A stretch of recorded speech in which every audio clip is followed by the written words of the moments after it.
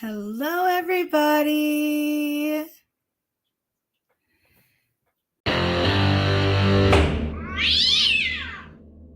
It's a difficult case.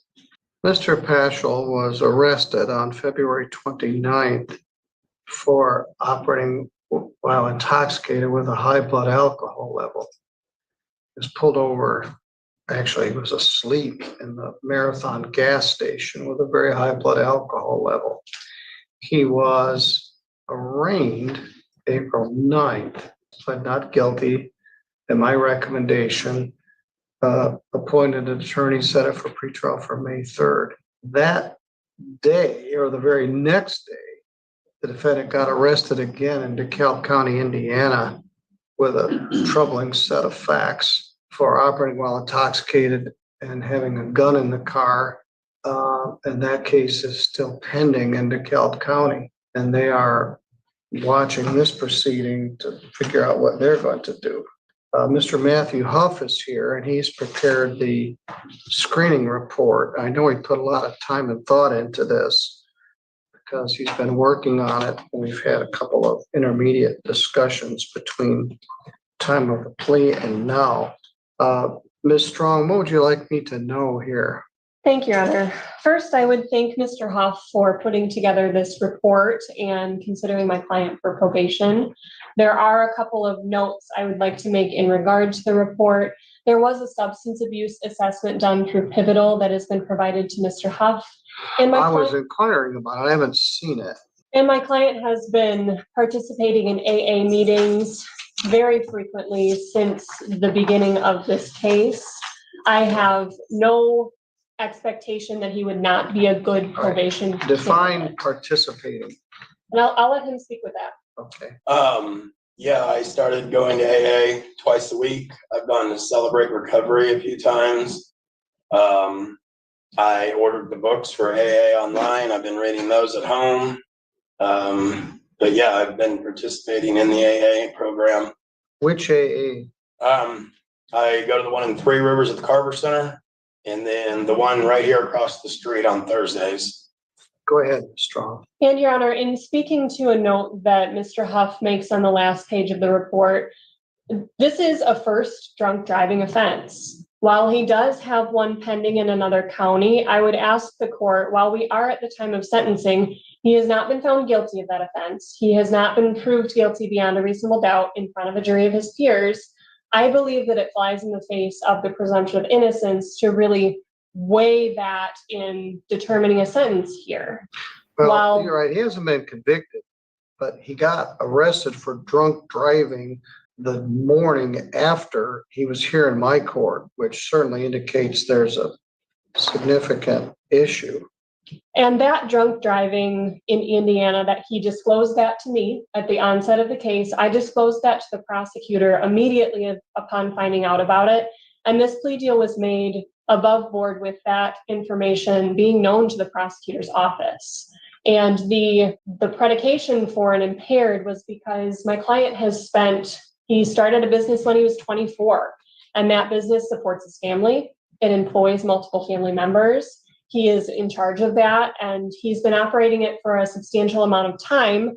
And I would be concerned that a 30-day jail sentence he would lose that business or have a significant impact on that business. He would lapse in being able to support his family. And what sentencing consideration does that 30-day jail sentence serve other than just punishing the offender? If we were to put him on a term of probation, as the court is aware, there's a much more significant chunk of jail hanging over his head for probation violations. He has criminal history well in the past, and it seems as if he would be a good candidate, in my opinion, for probation, because it would give him both the opportunity to continue with his AA and continue with his sobriety with that chunk of jail hanging over his head, rather than just to sentence him to 30 days in jail, cut him loose, and not give him any of that support that a probation term would allow.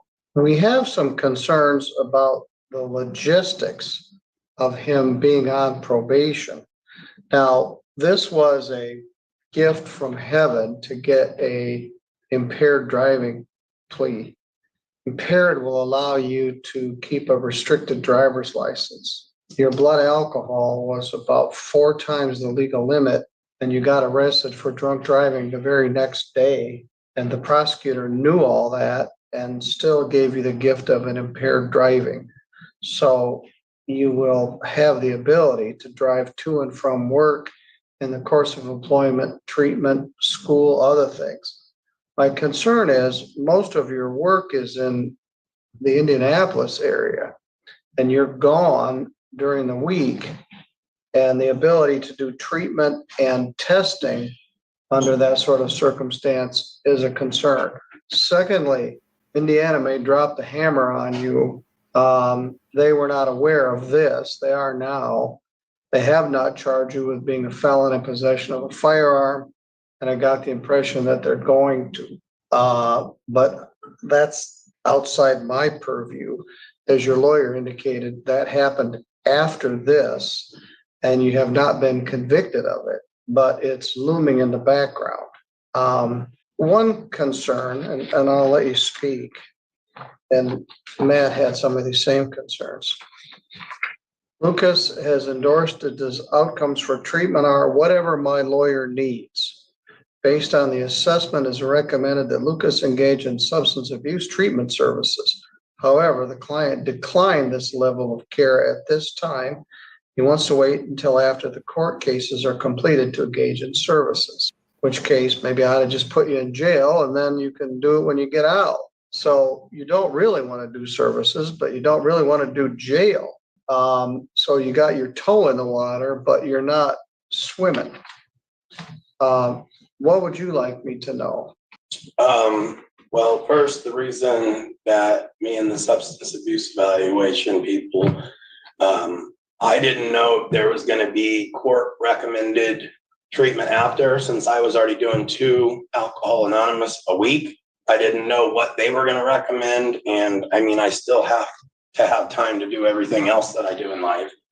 So I thought 2 at the time was 2 a week was probably sufficient until you guys told me that I needed to do more or whatever the outcome. The other thing is me traveling back and forth to Indianapolis. I only go when I'm needed, and then I do everything else from my computer and home. But I don't go every single week, and I don't go all week. Tell me about this company. What does it do? It's a residential remodel company. All right. Who, and it's mostly in Marion County, Indiana? Yes. And do you have a sales team, or how do you get your customers? It's all word of mouth. We've done so much over the years. We don't even advertise or anything anymore. We just get phone call after phone call. And how many people are on your crew? 3 right now, sometimes more. When I was living there, I had 2 crews running, but since I moved here, my older brother has taken over, and it's been extremely stressful to get him to get everything in order right and get it done in a timely manner. I do it. I did get my license here to be a builder. And as of right now, I'm trying to get. Well, why are you here rather than there? My father-in-law gave me a piece of property to build a home on the lake. So me and my wife decided to get the kids out of the big city and build a house here. And I let my brother start to run my company there. And I was going to start another small company here. And we just basically wanted to get out of the big city and move next to our parents. Well, I don't have any quarrel with that. This is a great place to raise your kids. But trying to manage a hands-on construction company from 300 miles away doesn't sound like it works very well. So what do you do on the computer?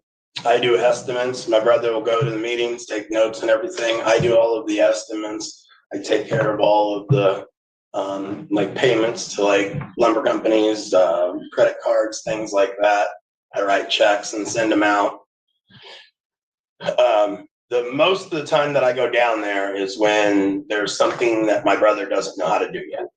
So that was part of my drinking, because it got so stressful with my wife being disabled and him not knowing exactly what to do when I first moved. And it was stressful because I had to keep going back and forth like constantly. And I don't know, I finally just like started making him do more on his own. So I've actually been able to stay here longer periods of time. But yeah, I mean, it was extremely stressful there for a lot of reasons, not just the work, but that was the main one. Well, all right, I don't know. I can imagine it's stressful. He may feel like he doesn't need you. He's doing all the work. You're up here writing checks. I don't know how you're splitting up the proceeds. But I could believe that it probably a source for family discord. Now, the night this happened, you and your wife got in a fight. You were going to go stay in a motel, and you were so drunk at 5 o'clock in the afternoon or 4:25 that you passed out at the gas pump. So you didn't materialize there. You had to drive there from somewhere, which I assume was Pleasant Lake. And then you had to go back out onto 131 and drive through that Frogger lanes and do a Michigan turn and come back up. You were dangerous. And in fact, your blood alcohol is so high, they had to take you to the hospital. If your blood alcohol is over 0.32, they have to take you to the hospital. And the hospital cleared you to go to jail. But even 2 hours after the incident, your blood alcohol was still very high. So we were trying to determine what it is that you drank. You said it was Voodoo Ranger beers. That's an awful lot of beer to get to a 3.6 blood alcohol level. Did you have something else? Well, I started drinking early in the day, and they're 11% alcohol, and I was drinking the 16-ounce beers. I was asked what I remember the best, how many I drank. I remember drinking a few before at 11 o'clock, and I remember drinking a couple at the gas station. And when I got off the phone with the probation officer the other day, and my wife was in the car, and we were going to the park, and she stopped me after I got off the phone. She was like, "You had the time incorrect that you were at the gas station, and you had the amount of beers you drank, because when you woke up at 2 o'clock in the afternoon, that's when we started arguing, and you drank more beers." So I don't know exactly how many beers I drank. But it was all beers. It was all beers. All right. And you drink Voodoo Ranger because it has a high alcohol content. That's why I was drinking it. So it looked to my wife like I was drinking less cans. And is that where I was really going? Is that what the argument was about? It was. I'm sure it's very stressful for her and your kids. It was. So, and you've still got this other matter hanging over your head.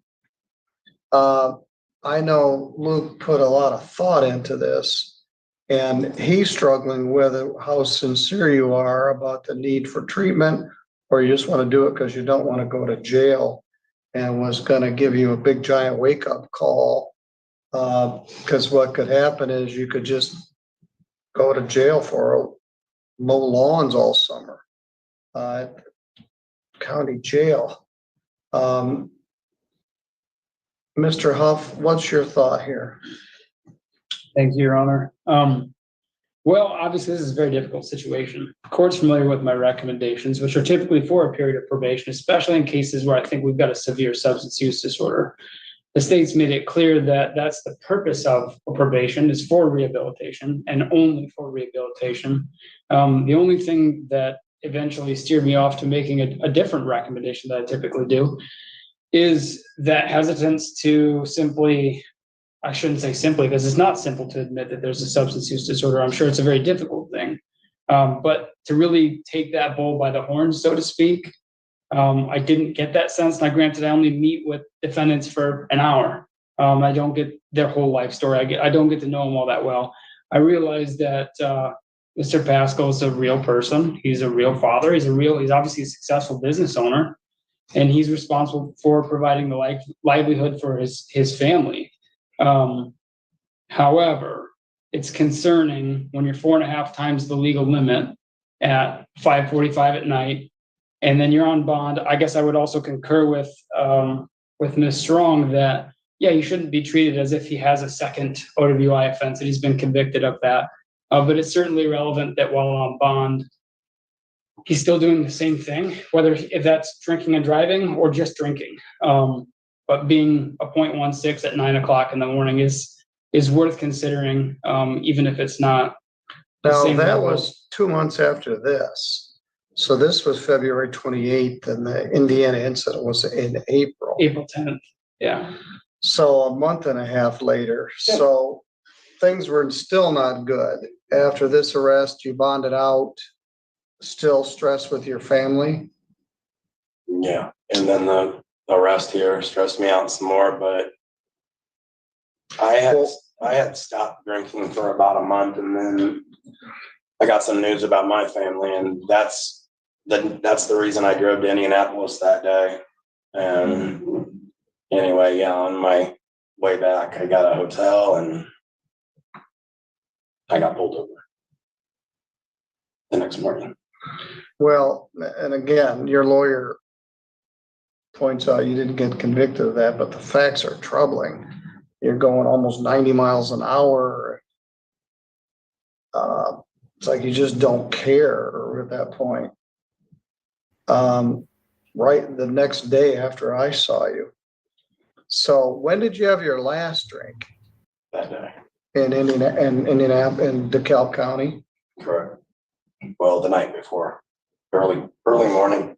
I'm sorry, Mr. Huff. Go ahead. I'll let you finish. I was just going to finish by saying that, my recommendation wasn't made lightly. It's considering all 4 of the sentencing factors, including protection of society. Obviously, punishment of offender is an important one as well, but deterrent of others, I think, is very important as well. And there's a message that's sent in these sentencing hearings when something like this takes place. If somebody else is watching, does this dissuade them from behaving in the same fashion? So ultimately, that's why I ended up going with that recommendation. Like I said, it's very difficult. I recognize that Mr. Pascal's a real person. This has a real outcome on his life. I hesitated to make that recommendation for probation, given the factors listed in the report, especially not knowing exactly how well he'd be able to participate in a very intensive probation, which was what would have been prescribed as an alternative. That's all I have to offer. You make several insightful comments here.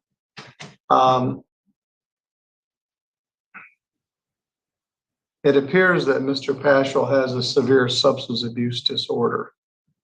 I don't need to be a substance abuse counselor to come to that conclusion.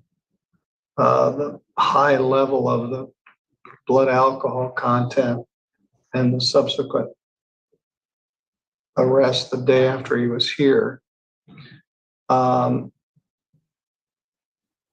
Paschal is allegedly attending AA when he can. It appears that Mr. Paschal does not fully grasp the severity of this situation. In considering the sentencing factors, I do believe there is potential for rehabilitation in this case. However, there are several limiting factors that negatively impact the achievement of that goal. Mr. Paschal has not acknowledged his alcohol problem. He also indicates he regularly travels back and forth to Indianapolis for employment. With a substance abuse disorder this serious, regular drug and alcohol testing is vital.